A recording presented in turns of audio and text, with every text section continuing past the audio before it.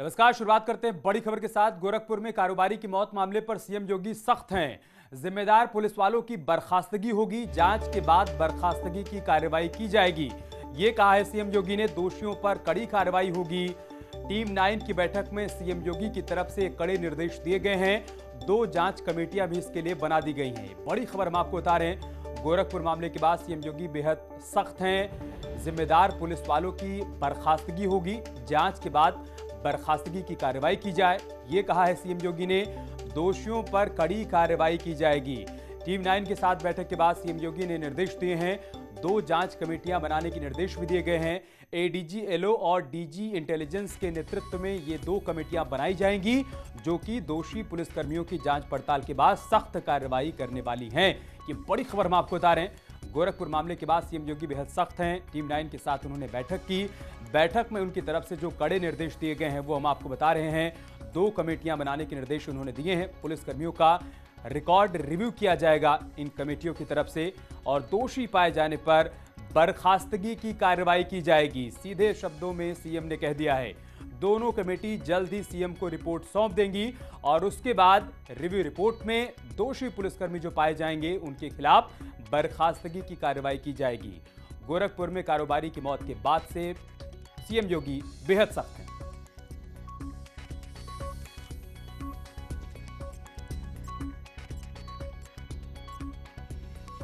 मनीष की गोरखपुर के एक होटल में संदिग्ध हालातों में मौत होती है। परिवार आरोप लगाता है कि उसको पुलिस ने पीट कर मार डाला है। पोस्टमार्टम रिपोर्ट से भी कुछ ऐसे ही इशारे मिलते हैं। बात करने के लिए हमारे साथ उत्तर प्रदेश के ADG law and order Prashant Kumar हैं। सर, आपके पास जानकारी क्या है पूरी घटना के बारे में?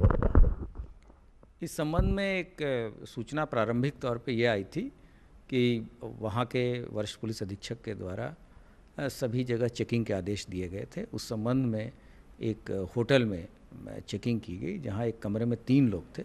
2 व्यक्ति के पास पहचान पत्र था, एक के पास नहीं था।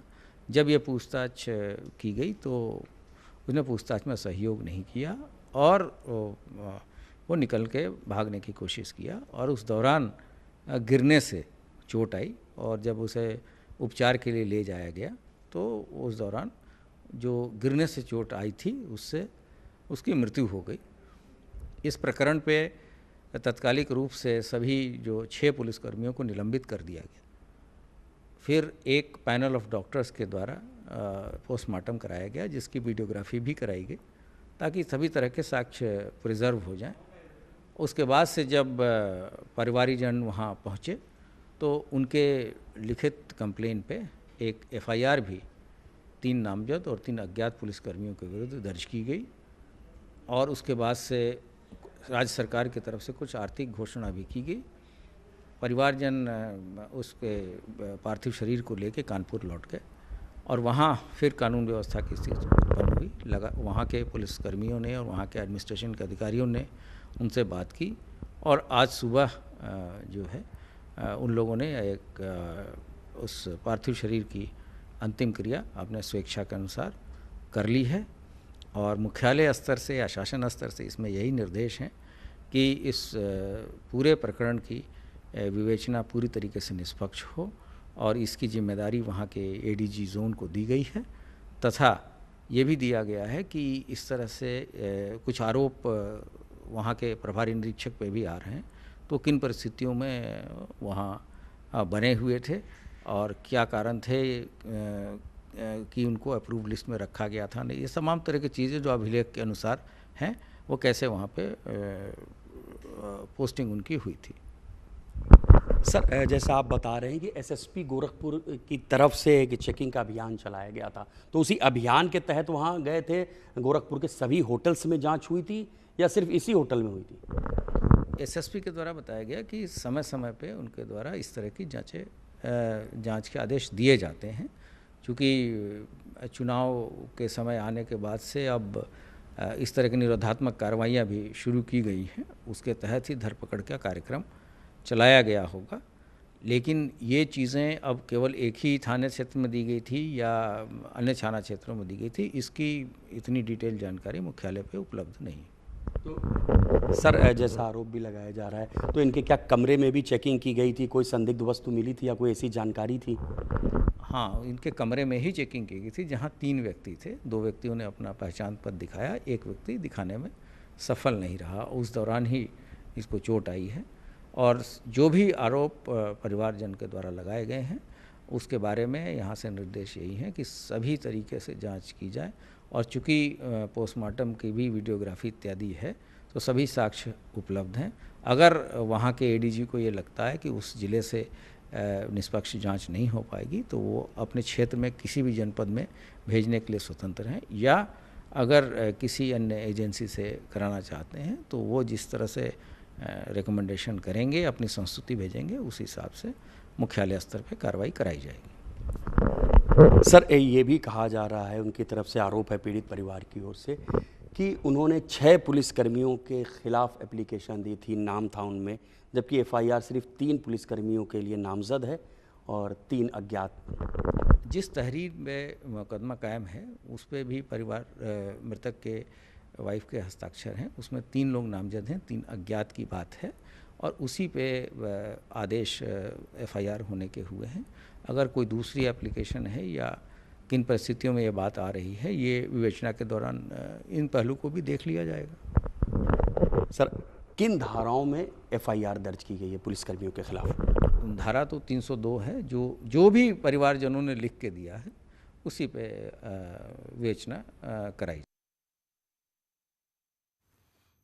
तो हमारे सहयोगी Rishabh Mani Tripathi ADG law and order से बातचीत कर रहे थे। तमाम सवाल उन्होंने रखे, पीड़ित परिवार के मन में जो आशंकाएं हैं, जो सवाल उठाए जा रहे हैं, वो सारे सवाल उन्होंने एडीजी लॉ एंड ऑर्डर के सामने रखे। एडीजी लॉ एंड ऑर्डर ने साफ तौर पर कह दिया है कि पूरे मामले की जांच करवाई जा रही है, निष्पक्ष जांच हो रही है, जो भी दोषी होगा उनके खिलाफ कड़ी कार्रवाई की जाएगी।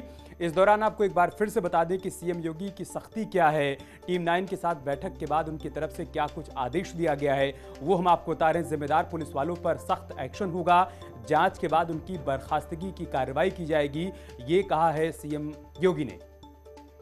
ऋषभ मणि हमारे साथ लाइव इस वक्त जुड़ चुके हैं। ऋषभ, सबसे पहले आप बताइए कि टीम 9 के साथ बैठक में सीएम योगी ने क्या क्या निर्देश दिए गए हैं, किन शब्दों में उनकी तरफ से बातें कही गई हैं?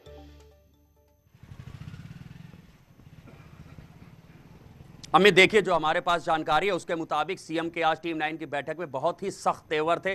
खास तौर पे पुलिस का जो रवैया रहा है बीते कुछ दिनों में, और ये गोरखपुर की घटना का भी वहां पे जिक्र हुआ है, उसके ऊपर भी चर्चा की गई है। साफ साफ सीएम ने बहुत ही सख्त अल्फाजों में ये बात कही है कि जो पुलिसकर्मी आपराधिक छवि के हैं, अपराध में हैं, भ्रष्टाचार में लिप्त हैं, उनकी लिस्ट बनाइए और उनको बर्खास्तगी तक पहुंचाइए। अभी अभी ठीक मैंने ADG law and order Prashant Kumar से भी बात की है, चूंकि एक समिति में ADG law and order Prashant Kumar भी है। उनका ये कहना है कि हमने एडीजीज और जिले के कप्तानों तक को निर्देश दे दिए हैं कि ऐसे पुलिसकर्मियों की लिस्ट तैयार कर ली जाए। उनकी जो एसीआर होती है, उनके गोपनीय फाइल होती है, उनके दस्तावेजों को तुरंत मंगाया जाए, उसको खंगाला जाए, देखा जाए किसको किसको वहां पर बैड एंट्री मिली है, किसको मिसकंडक्ट मिले हैं, किसके खिलाफ मुकदमे दर्ज हैं, जो पहले भी सस्पेंड हो चुके हैं। ऐसे तमाम पुलिसकर्मियों की लिस्ट बनाई जा रही है। जो कांस्टेबल से लेकर इंस्पेक्टर तक हैं, उसकी जो कमेटी बनी है उसमें खुद एडीजी प्रशांत कुमार उसके हेड हैं, और जो गस्टेड ऑफिसर हैं, डिप्टी एसपी, एडिशनल एसपी, आपराधिक छवि के और दागी जो अफसर हैं, डिप्टी एसपी और एडिशनल एसपी, उनको छांटने का जिम्मा दिया गया है डीजी इंटेलिजेंस डीएस चौहान को। तो 2 कमेटियां बन गई हैं। जो गस्टेड, एक कमेटी जो डीजी इंटेलिजेंस डीएस चौहान की अध्यक्षता में बनी है, वो गस्टेड ऑफिसर्स की कमियां तलाशेगा, आपराधिक छवि वाले दागी पुलिसकर्मियों को तलाशेगा, और सिपाही से लेकर इंस्पेक्टर तक के जो दागी छवि वाले, आपराधिक छवि वाले पुलिसकर्मी हैं, उनको ADG law and order Prashant Kumar की कमेटी चिन्हित करेगी। और इस बार सख्त कह दिया गया है कि इनको बर्खास्तगी तक पहुंचाया जाए। जो तमाम सजा देने के बाद, दंड देने के बाद जो पुलिस की प्रक्रिया उसके बाद भी नहीं सुधरे हैं, उनको बर्खास्तगी तक पहुंचाया जाए। अमित, बहुत शुक्रिया ऋषभ आपका हमारे साथ जुड़ने के लिए और तमाम जानकारी हम तक पहुंचाने के लिए। एक और बड़ी खबर की बात करते हैं। कानपुर की कारोबारी की गोरखपुर में संदिग्ध परिस्थितियों में मौत के बाद मृतक की पत्नी मुख्यमंत्री से मुलाकात करने के लिए निकली हुई हैं। सीएम से मुलाकात करवाने के लिए पुलिस उन्हें अपने साथ लेकर गई है। बर्रा आवास से परिजन एयरपोर्ट के लिए निकले हैं। बता दें कि सीएम योगी आज कानपुर और उन्नाव के दौरे पर हैं और ये जानकारी सामने आ रही है कि मृतक कारोबारी की पत्नी को पुलिस टीम मुलाकात करवाने के लिए लेकर निकल चुकी है। ये तस्वीरें आप देख पा रहे हैं, जब मृतक कारोबारी की पत्नी को पुलिस टीम लेकर जा रही थी। सीएम से आज मुलाकात होनी है। आज सीएम कानपुर और उन्नाव के दौरे पर हैं, इसी दौरान ये मुलाकात होनी है। बड़ी बात यह है कि पीड़ित परिवार की तरफ से, पीड़ित की पत्नी की तरफ से इस पूरे मामले की सीबीआई जांच की मांग की जा रही है। साथ ही साथ यह भी कहा जा रहा है कि एफआईआर में सिर्फ 3 पुलिस वालों का नाम क्यों है, 3 अज्ञात क्यों हैं, उन सारे पुलिस वालों का नाम उसमें होना चाहिए, उनके खिलाफ सख्त कार्रवाई होनी चाहिए, मांग परिवार की तरफ से की जा रही है। साथ ही मामले की जांच गोरखपुर से कानपुर ट्रांसफर की जाए और मामले की जांच सीबीआई या फिर हाई कोर्ट से सिटिंग जज से करवाई जाए।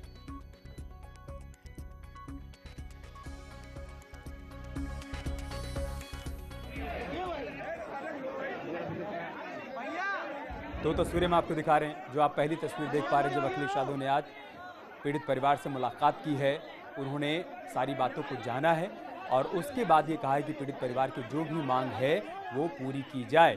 कानपुर से हमारे सहयोगी अमित गंजू इस वक्त हमारे साथ जुड़ चुके हैं। अमित, 2 बड़ी बातें, एक तरफ अखिलेश यादव ने मुलाकात की है और दूसरी बड़ी बात यह है कि पीड़ित कारोबारी की पत्नी निकल चुकी है सीएम से मुलाकात करने के लिए। उसके बारे में क्या अपडेट, क्या जानकारी?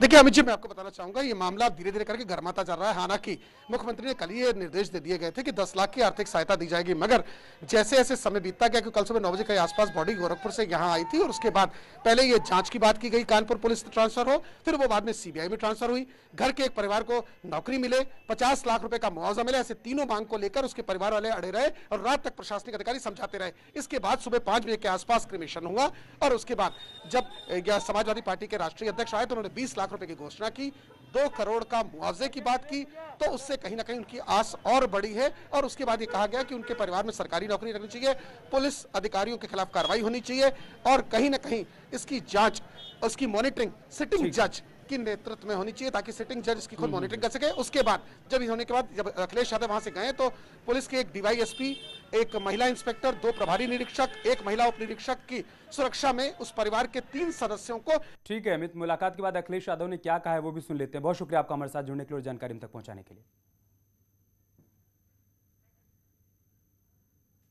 से आप गलत काम कैसे रोकेंगे? इसीलिए ना एसएसपी सस्पेंड हुए, ना डीएम सस्पेंड हुए, जबकि उनकी पूरी वीडियो पूरे देश ने और सब लोगों ने देखी कि वो किस तरीके से एफआईआर ना हो, उसके लिए वो पूरा का पूरा दबाव बना रहे थे। और जांच संभव नहीं है गोरखपुर में, परिवार कैसे भाग के जाएगा? इसलिए जांच को भी कानपुर में ला करके और पूरे परिवार की सुरक्षा होनी चाहिए, वो मॉनिटर करें, चाहे सीबीआई जांच हो, क्योंकि परिवार ने सीबीआई जांच मांगी है। वहीं इस परिवार की 2 करोड़ से मदद होनी चाहिए और बेटी पढ़ी लिखी हैं, उनकी पत्नी पढ़ी लिखी हैं, इसलिए उन्हें क्लास 2 या क्लास 3 की नौकरी दे करके इस परिवार का जीवन यापन आगे कैसे चल सके, उसकी जिम्मेदारी सरकार की है। रुक रहे एक छोटे से ब्रेक के लिए, जल्द लौटेंगे कुछ और खबरों के साथ।